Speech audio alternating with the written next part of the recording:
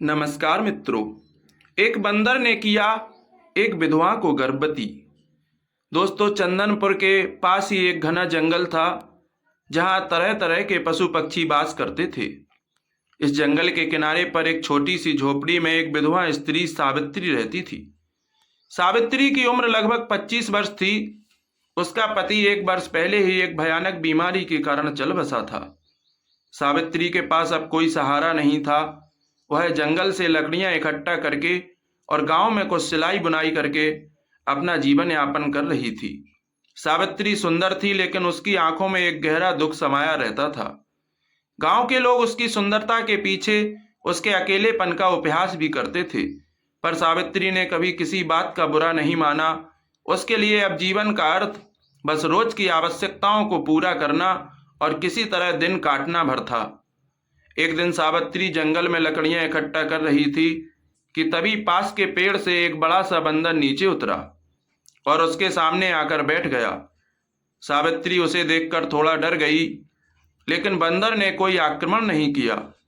वह बस टकटकी लगाए सावित्री को देखे जा रहा था। सावित्री ने धीरे धीरे उससे नजरें मिलाई और कहा, तू कौन है, क्या चाहता है? बंदर ने सिर झुका दिया, जैसे कि वह उसकी बात समझ गया। सावित्री ने हल्के से मुस्कुरा दिया और फिर अपने काम में लग गई। बंदर वहीं बैठा उसे देखने लगा। जब सावित्री अपनी लकड़ियां बांधने लगी तो बंदर ने आकर उसकी मदद कर दी। सावित्री आश्चर्यचकित रह गई। उसने बंदर के सिर पर प्यार से हाथ फेरा और कहा, तू बहुत समझदार है। उस दिन से वह बाद बंदर रोज सावित्री के पास आता और उसके लिए फल लाता, उसके कामों में मदद करता और कभी कभी उसके साथ झोपड़ी के सामने बैठकर सांझ तक खेलता रहता। सावित्री के जीवन में एक नया रंग भर गया था। उसके होठों पर मुस्कान लौट आई थी।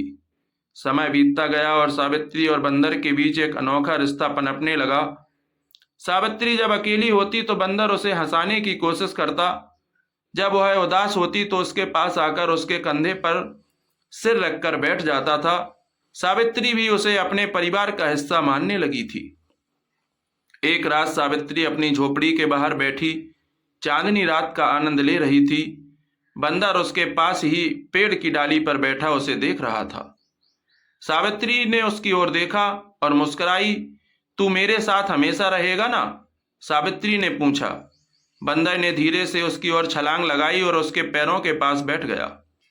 सावित्री ने उसे गोद में उठा लिया और प्यार से उसके सिर पर हाथ फेरने लगी। उस रात पहली बार सावित्री को अपने अकेलेपन का एहसास नहीं हुआ। दिन बीतते गए और सावित्री और बंदर का रिश्ता और गहरा होता गया। एक दिन सावित्री बीमार हो गई। उसे तेज बुखार था।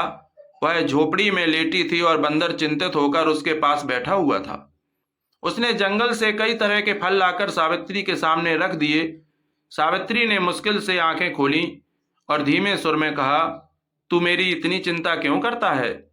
बंदर ने उसकी आंखों में देखा। उसकी आंखों में एक गहरी आत्मीयता थी, एक ऐसा प्यार जो शब्दों से परे था। सावित्री ने धीरे से उसका हाथ थामा और सो गई। बंदर रात भर उसके पास बैठा रहा। कुछ दिनों बाद सावित्री स्वस्थ हो गई। अब वह बंदर के बिना एक पल भी नहीं रह सकती थी। दोनों एक दूसरे की आदत बन चुके थे। सावित्री के मन में यह भावना घर करने लगी कि यह बंदर कोई साधारण प्राणी नहीं है। उसमें एक आत्मीय स्पर्श था, जैसे कोई पुरानी आत्मा उसके जीवन का हिस्सा बनकर लौटी हो। एक रात मूसलाधार बारिश हो रही थी। सावित्री झोपड़ी में बैठी थी और बंदर उसके पास आकर बैठ गया।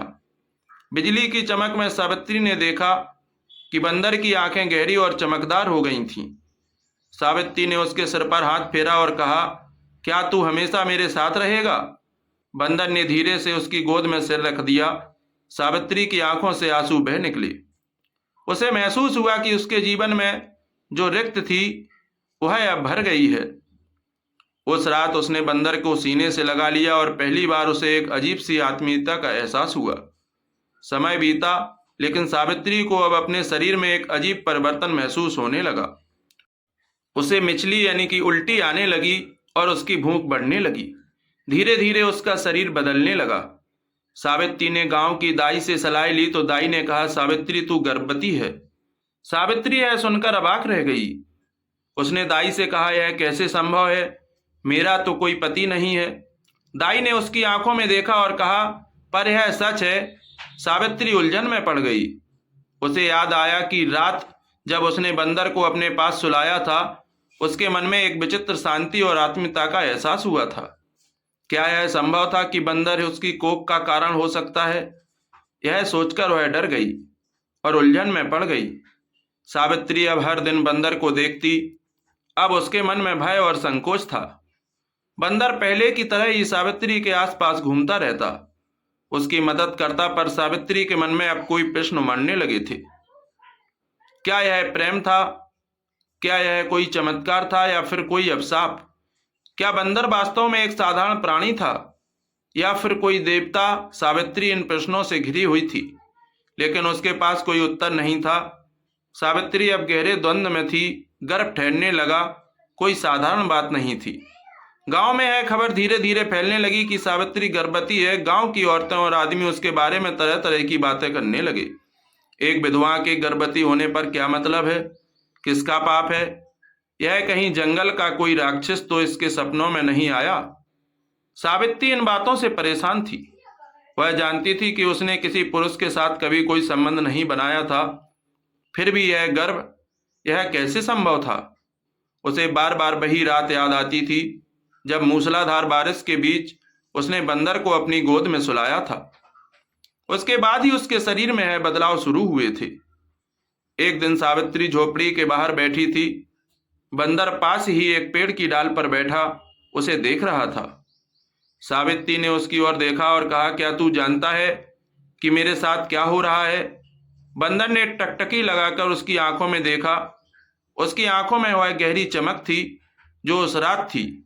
सावित्री ने आंसुओं से भरी आंखों से कहा, मैंने तुझसे प्रेम किया है, लेकिन यह कैसे संभव है कि तू मेरे गर्भ का कारण बन गया? बंदर ने धीरे से झोपड़ी के सामने आकर अपने पैरों के पास बैठ गया और उसने अपना सिर सावित्री की गोद में रख लिया। सावित्री ने उसकी पीठ सहलाया, लेकिन उसके मन में प्रश्न अब भी अनुत्तरित थे। गांव वालों को जब यह पता चला कि सावित्री गर्भवती है तो उनमें हलचल मच गई। गांव की पंचायत ने सावित्री को बुलाया। गांव के मुखिया ने कड़े स्वर में पूछा, सावित्री सच सच बता, तेरे गर्भ का पिता कौन है? सावित्री सिर झुकाकर खड़ी रही। कुछ क्षण बाद उसने कहा, मुझे नहीं पता। पंचायत ने कहा, तू झूठ बोल रही है। बिना किसी के संयोग से गर्भ कैसे ठहर सकता है? दूसरी औरतों ने कहा, जरूर इसका किसी के साथ गुप्त संबंध रहा होगा। सावित्री ने साहस करके कहा, मेरे जीवन में कोई पुरुष नहीं आया, लेकिन एक बंदर है जो हर दिन मेरे साथ रहता है, मेरी सहायता करता है, मेरा सहारा है। मुखिया ने हंसते हुए कहा, तू क्या कह रही है कि तुझे एक बंदर से गर्भ ठहरा है? गांव वाले हंस पड़े, लेकिन सावित्री के चेहरे पर गंभीरता थी। उसने कहा, मैंने कभी किसी से कोई संबंध नहीं बनाया, मैं भी नहीं जानती है कैसे हुआ, लेकिन यह सच है कि जब से बंदर मेरी झोपड़ी में आया है तभी से मेरा जीवन बदल गया है। गांव के लोगों ने यह बात सुनकर सावित्री को अपनी और कलंकित मान लिया। गांव की औरतों ने उसे बात करना बंद कर दिया। बच्चे अब उसकी झोपड़ी के पास नहीं आते थे। सावित्री अब पूरी तरह अकेली हो गई थी। सावित्री के मन में अब भय ने घर कर लिया था। वह रोज रात को जागती रहती और अपने पेट पर हाथ फेरती रहती। वह महसूस कर सकती थी कि उसके गर्भ में पल रही संतान की गति बढ़ रही थी, लेकिन उसका मन अब भी अशांत था। एक दिन बंदर उसके पास आया और उसके घुटनों पर सिर रख दिया। सावित्री ने उसकी आंखों में देखा और कहा, क्या तू कुछ छिपा रहा है मुझसे बंदर? उस बंदर ने तब उसकी आंखों में गहरी नजर डाली। अचानक उसकी आंखों से आंसू टपक पड़े। सावित्री चौंक गई। तू रो रहा है? बंदर ने धीरे से उसका हाथ पकड़ लिया। सावित्री ने महसूस किया कि उसके भीतर एक गहरी आत्मीयता थी, लेकिन इससे पहले कि वह कुछ समझ पाती, बंदर अचानक उठकर जंगल की ओर भाग गया। सावित्री ने उसे आवाज दी और कहा, रुक, लेकिन बंदर ने पलट कर नहीं देखा। सावित्री हतप्रभ होकर वहीं बैठ गई। अगले दिन गांव में एक सिद्ध संत आए। लोगों ने सावित्री की स्थिति के बारे में संत को बताया। संत ने सावित्री को अपने पास बुलाया। संत ने उसकी ओर देखा और कहा, तेरे गर्भ में जो पल रहा है वह साधारण संतान नहीं है, यह किसी विशेष आत्मा का परिणाम है। क्या तुझसे कोई पशु जुड़ा है? सावित्री ने सिर झुकाकर कहा, एक बंदर मेरे जीवन में आया था। वह मेरी देखभाल करता था, लेकिन अब वह चला गया है। संत ने गहरी सांस ली और कहा, यह कोई साधारण बंदर नहीं था, यह एक दिव्य आत्मा थी। किसी ऋषि के शाप के कारण उसे बंदर का रूप मिला था, लेकिन जब उसने तेरे साथ प्रेम का अनुभव किया तो उसका शाप टूट गया। सावित्री ने विस्मय से संत की ओर देखा। तो क्या यह संतान दिव्य है? संत ने कहा, हाँ, यह संतान मनुष्य और पशु के प्रेम की संतान है, लेकिन इस संतान के जन्म के साथ ही एक बड़ा संकट आएगा। यह संतान स्वयं के अस्तित्व के लिए संघर्ष करेगी। सावित्री ने भय से कहा, कैसा संकट? संत ने कहा, यह संतान विशेष शक्ति के साथ जन्म लेगी, लेकिन इसे पाने के लिए अंधकार की शक्तियां सक्रिय हो जाएंगी। तुझे अपनी संतान की रक्षा करनी होगी। सावित्री की आंखों में डर और आशंका थी। उसने कहा, लेकिन वह बंदर कहाँ गया? संत ने कहा, वह अपने वास्तविक स्वरूप में जा चुका है। वह अब देवत्व को प्राप्त हो चुका है, लेकिन जब संकट आएगा तो वह अवश्य लौटेगा। समय बीतता गया, सावित्री के गर्भ का आकार बढ़ता गया। गांव वाले अब भी संदेह की दृष्टि से देखते थे, लेकिन सावित्री के मन में अब एक नई शक्ति आ गई थी। उसे विश्वास था कि वह अपने बच्चे की रक्षा करेगी। फिर एक दिन सावित्री जंगल में लकड़ियां इकट्ठे करने गई। तभी अचानक घने पेड़ों के बीच से एक डरावनी आवाज आई। सावित्री ने देखा कि सामने एक विशाल काला नाग फन फैलाए खड़ा था। सावित्री ने भयभीत होकर पीछे हटना चाहा, लेकिन नाग उसकी ओर बढ़ने लगा। सावित्री ने घबराकर आंखें बंद कर ली। तभी अचानक हवा में एक हलचल हुई। सावित्री ने आंखें खोली तो देखा कि सामने वही बंदर खड़ा था, लेकिन इस बार उसकी आंखों में एक तेज चमक थी और वह काले नाग की ओर उछला और उसे जोर से धक्का दिया। नाग ने फुफकारी मारी और अंधकार में गायब हो गया। सावित्री ने कांपते हुए बंदर की ओर देखा। बंदर ने उसकी ओर देखा और उसकी आंखों में वही आत्मीयता थी। लेकिन इससे पहले कि सावित्री कुछ कह पाती, बंदर फिर से जंगल की ओर भाग गया। सावित्री अब समझ चुकी थी कि उसका गर्भ कोई साधारण संतान का प्रतीक, लेकिन सावित्री के मन में अब भी संशय था। क्या वह बंदर सचमुच एक दिव्यात्मा था? अगर यह ऋषि का अवतार था तो मुझसे दूर क्यों चला गया? और वह नाग, वह कौन था? इन प्रश्नों के उत्तर न मिलने के कारण सावित्री के मन में बेचैनी बढ़ती जा रही थी। गर्भ का समय अब पूरा होने वाला था। सावित्री का शरीर भारी हो गया था। उसे चलने फिरने में कठिनाई होने लगी थी। गांव की औरतें अब भी उससे दूरी बनाकर रखती थीं। सावित्री के लिए एक एक दिन काटना कठिन हो रहा था। एक रात तेज आंधी चली। आसमान में बिजली कड़क रही थी। सावित्री अपनी झोपड़ी के भीतर अकेली बैठी थी। अचानक उसे लगा कि झोपड़ी के बाहर किसी के चलने की आहट नहीं हो रही है। वह दिव्य शक्ति थी, उसके गर्भ में पल रही थी।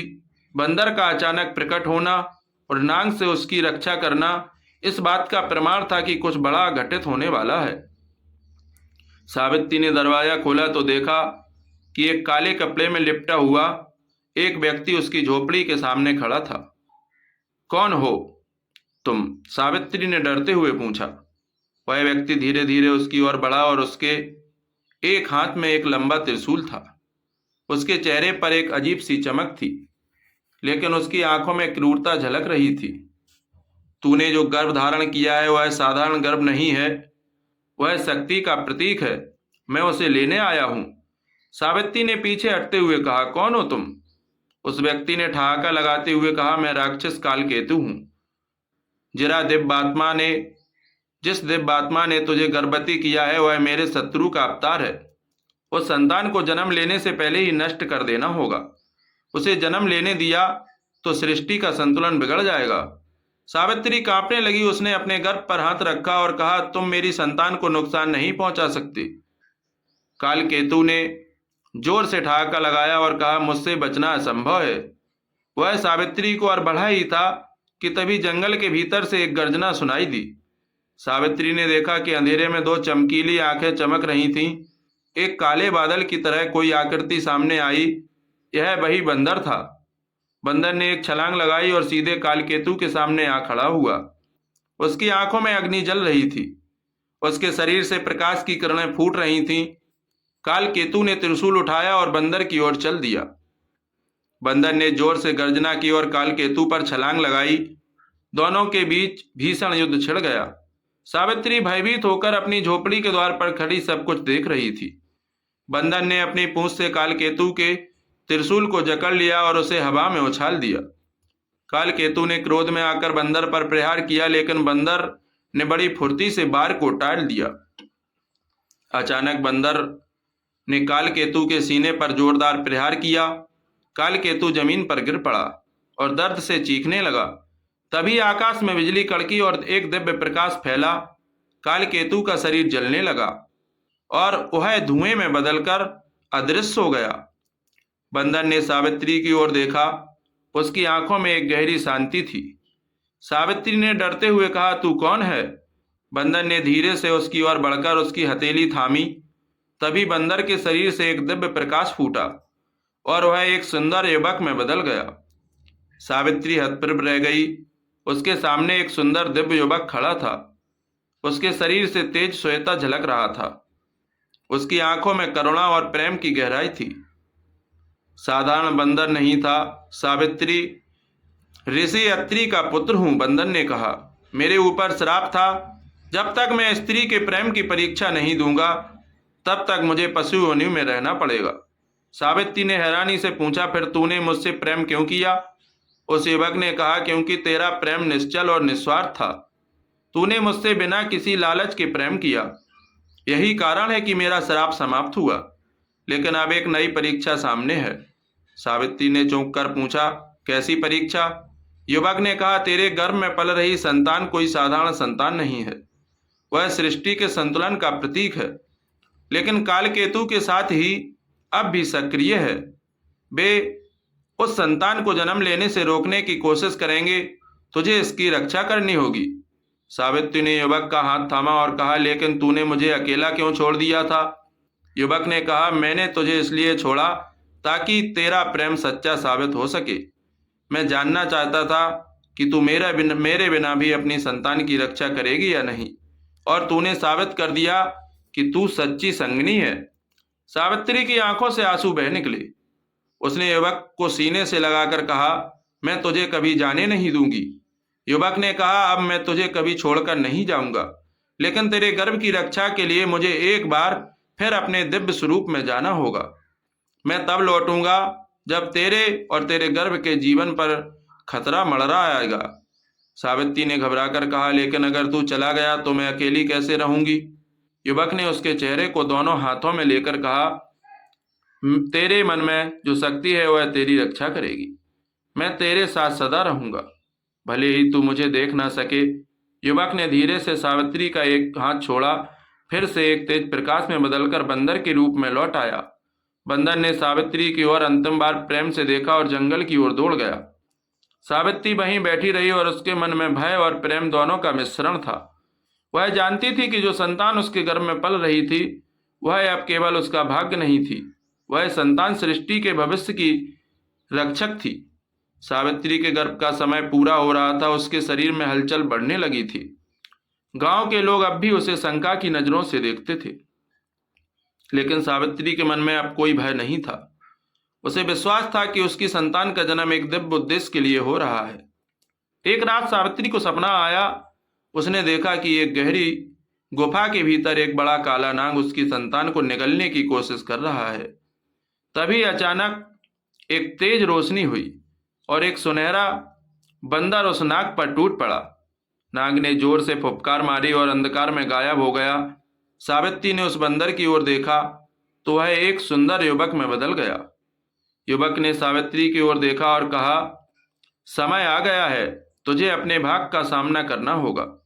सावित्री की आंखें खुल गईं। उसका हृदय तेजी से धड़क रहा था। उसने अपने पेट पर हाथ रखा और महसूस किया कि शिशु की गति तेज हो रही है। उसने सोचा, अब समय निकट है। सुबह होते ही गांव में अजीब सी हलचल मच गई। आसमान में अंधकार छा गया। पेड़ तेजी से हिलने लगे। पक्षी डर के मारे इधर उधर उड़ने लगे। सावित्री झोपड़ी के बाहर आई तो देखा कि गांव के बाहर एक काली आकृति खड़ी थी। वह कालकेतु था। उसकी लाल आंखों में क्रोध की ज्वाला जल रही थी। उसने गरजते हुए कहा, मैं वापस आ गया हूं। तेरे गर्भ की संतान को मैं जन्म लेने नहीं दूंगा। सावित्री ने साहस से कहा, तू मेरी संतान को छू भी नहीं सकता। कालकेतु ने जोर से ठहाका लगाया, तू अकेली क्या कर सकती है? मैं स्वयं अंधकार का स्वामी हूं, तेरा अंत निश्चित है। सावित्री ने अपने गर्भ पर हाथ रखा और कहा, मेरे गर्भ की रक्षा स्वयं ईश्वर कर रहे हैं। तू चाहे जितना प्रयास कर ले, मेरी संतान को तू नुकसान नहीं पहुंचा सकता। कालकेतु ने त्रिशूल उठाया और सावित्री की ओर उछाल दिया। सावित्री ने आंखें बंद कर ली। तभी अचानक हवा में एक गर्जना हुई। सावित्री ने देखा कि सामने वहीं बंदर खड़ा था। उसकी आंखों से अग्नि की ज्वाला निकल रही थी। बंदर ने छलांग लगाकर त्रिशूल को हवा में, त्रिशूल कालकेतु के सीने में जा धंसा तो उसको पकड़ लिया और उसे कालकेतु की ओर फेंक दिया। कालकेतु दर्द से चीख उठा, लेकिन उसने अपनी शक्ति का प्रयोग करके त्रिशूल को बाहर निकाला, बंदर पर हमला किया। बंदर ने एक शक्तिशाली गर्जना की और आकाश की ओर देखा। तभी आकाश से एक दिव्य प्रकाश निकला और बंदर के शरीर में समा गया। बंदर का शरीर स्वर्णिम हो गया। उसके सिर पर एक दिव्य मुकुट प्रकट हुआ। उसके चारों ओर एक दिव्य प्रकाश मंडल बन गया। बंदर ने कहा, कालकेतु तेरा अंत अब आ गया है। अब तू इस सृष्टि का हिस्सा नहीं रहेगा। कालकेतु ने क्रोध से कहा, तू मुझे नहीं हरा सकता। बंदर ने जोर से छलांग लगाई और कालकेतु के सिर पर प्रहार किया। कालकेतु ने जोर से चीख मारी और उसका शरीर जलने लगा। उसने बंदर को पकड़ने की कोशिश की, लेकिन बंदर ने उसे आकाश में उछाल दिया। तभी आकाश से एक दिव्य वज्र गिरा और कालकेतु के शरीर पर गिरा। कालकेतु के शरीर से काला धुआं निकला और वह राख में बदल गया। सावित्री ने देखा कि बंदर अब धीरे धीरे उसके पास आ रहा था। उसकी आंखों में प्रेम और शांति का भाव था। बंदर ने उसके हाथ को छुआ और कहा, अब तुझे अपने भाग का सामना करना है। सावित्री को अचानक तेज पीड़ा का अनुभव हुआ और जमीन पर बैठ गई। बंदर ने उसके सिर पर हाथ रखा। सावित्री को लगा जैसे एक दिव्य शक्ति उसके भीतर प्रवेश कर रही है। धीरे धीरे उसके दर्द के बीच एक मधुर रोशनी प्रकट हुई और एक शिशु के रोने की आवाज सुनाई दी। सावित्री ने देखा कि उसकी गोद में एक दिव्य बालक था। उसके मस्तक पर एक चमकीला चिन्ह था, ओम का चिन्ह। उसके शरीर से स्वर्णिम प्रकाश निकल रहा था। बंदर ने उस बालक को देखा और कहा, यह संतान मानव और देवत्व के मिलन का प्रतीक है। यह भविष्य में सत्य और धर्म की स्थापना करेगा। इसकी रक्षा करना तेरा कर्तव्य है सावित्री। सावित्री ने प्रेम से बालक को अपनी गोद में लिया और कहा, मैं इसकी रक्षा अवश्य करूंगी। बंदर ने मुस्कुराते हुए कहा, अब मेरा कार्य पूर्ण हुआ। सावित्री ने घबराकर कहा, अब तू मुझे छोड़कर मत जा। बंदर ने कहा, अब मुझे अपने वास्तविक स्वरूप में लौटना है, लेकिन जब तुझे मेरी आवश्यकता होगी अवश्य लौटूंगा। सावित्री की आंखों से आंसू बह निकले। उसने कहा, तू कौन है? बंदर ने कहा, मैं ऋषि अत्रि का पुत्र हूं, लेकिन अब मैं तुम्हारे जीवन का रक्षक बन चुका हूं। जब इस बालक पर संकट आएगा मैं अवश्य आऊंगा। सावित्री ने बालक को गोद में लिया और कहा, मैं जानती हूं कि तू मुझे कभी अकेला नहीं छोड़ेगा। बंदर ने उसकी ओर प्रेम से देखा और धीरे धीरे स्वर्णिम प्रकाश में लुप्त हो गया। सावित्री ने आसमान की ओर देखा और महसूस किया कि अब उसका जीवन एक नई दिशा में बढ़ चुका था। सावित्री ने उस संतान का नाम अनिरुद्ध रखा। वह बालक असाधारण था। उसके शरीर से दिव्य आभा निकलती और सभी गांव के लोग जो पहले सावित्री को कलंक मानते थे अब उसे देवी की तरह पूजने लगे थे। सावित्री ने अनिरुद्ध का पालन पोषण अत्यंत प्रेम और साहस के साथ किया। उसे विश्वास था कि जिस दिन उसके पुत्र के सामने कोई संकट आएगा उस दिन वह दिव्य बंदर उसके सहारे के लिए लौटेगा। बंदर का प्रेम अब सावित्री के जीवन का अभिन्न हिस्सा बन चुका था। प्रेम और त्याग और दिव्यता की यह कथा युगों युगों तक लोगों को प्रेरित करती रही। अगर वीडियो अच्छा लगा हो तो हमारे चैनल को सब्सक्राइब जरूर कर लीजिएगा और लाइक करें, शेयर करें। फिर मिलेंगे। हर हर महादेव। जय जय श्री राम। आपका दिन शुभ हो।